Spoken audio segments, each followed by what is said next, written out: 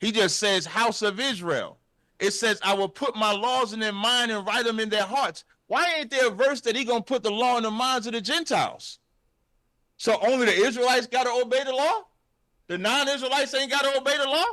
That's the new covenant that he's talking about. And then when you go in the very next chapter, Hebrews 9 and 15 says, and for this cause, he is the mediator of the New Testament, that by means of death, for the redemption of the transgressions that was under the first testament.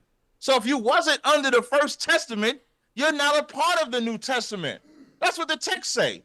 And here, I'll read this before I go. This is Romans the 9th chapter. I don't know why that brother read Romans the 9th chapter. That brother read Romans the 9th chapter. He read Romans 9 and 6. Not as though the word of God have taken none effect, for they are not all Israel which are of Israel. I'm going to go up a couple verses, because Paul is definitely not schizophrenic. He's definitely not.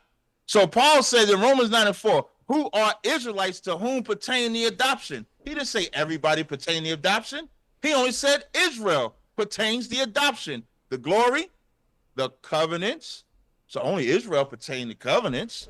The giving of the law, only Israel pertain the giving of the law. The service of God and the promises. So the only reason we have access to this New Testament is because of God's promise to Abraham. If it was based on keeping the old covenant, we broke it.